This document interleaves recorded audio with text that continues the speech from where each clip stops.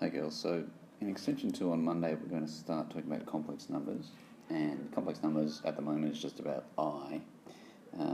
That's a very small heading, sorry.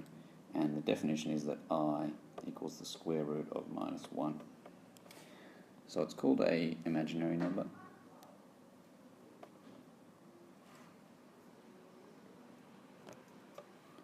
Which means I can't offer to sell you I cupcakes, because that thing does not exist.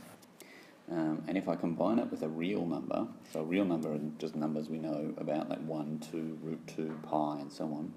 So if I combine it with a real number, so if I say like 3 plus I, then this would be called a complex number.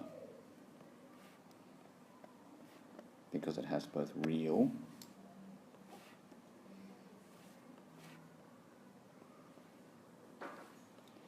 and it also has imaginary parts. Why do I need I?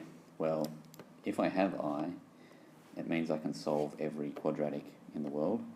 So for example, if I wanted to solve x squared plus 1 equals 0, I could rearrange it to make it x squared equals minus 1.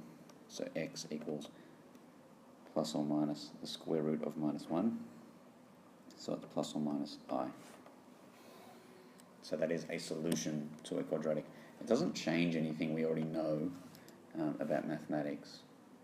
So for example, when I draw this curve on the number plane, x squared plus 1 equals y, still looks exactly like this, still never meets the y-axis, and there's no situation where it never meets the x-axis, and there's no situation where it would or should.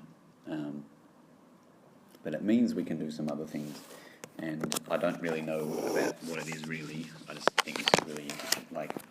I just like it for the sake of liking it, but I think the application is something to do with electronics and things, but I've never really looked it up, to be honest, because I don't care. I still think this is fun. So what are we actually going to do first of all? So one of the things we're going to do first is we're just going to solve quadratics. So for example, we're going to solve something like this. So if I try and do that the normal way, because it doesn't work with the man method, so I get 16 minus 52, I think, on 2. So I get 2 plus or minus the square root of, what's that,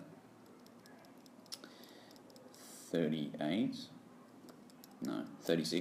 minus 36.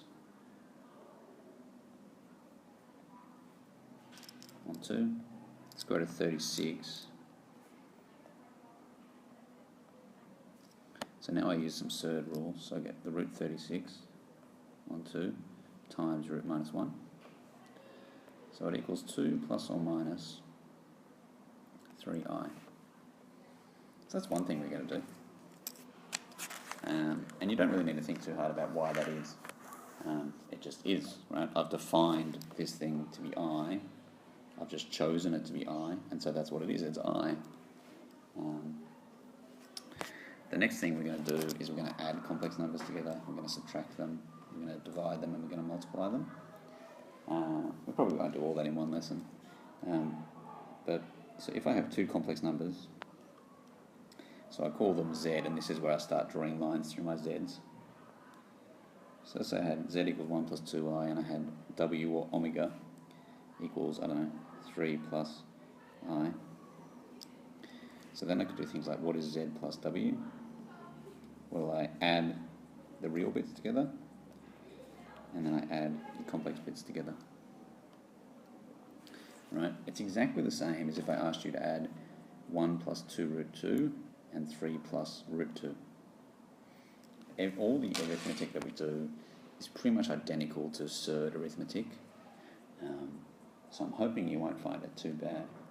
And we'll also introduce, I'm just kind of giving you a bit of a feel for what's going to happen. We'll also introduce this thing called the conjugate.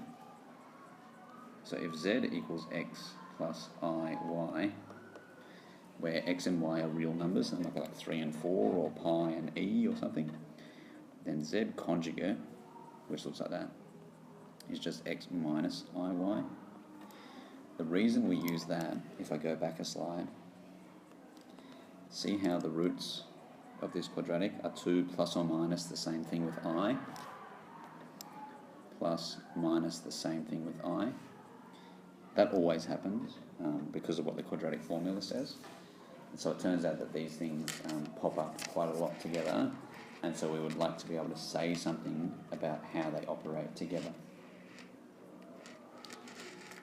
Okay, so on Monday's lunch lesson and Tuesday, we'll pretty much only deal with the arithmetic of these things. And if you just have a little bit of a play around before then, you put yourself in a pretty good position to understand it and be ready to move on from there. Okay, I'll see you on Monday at lunch.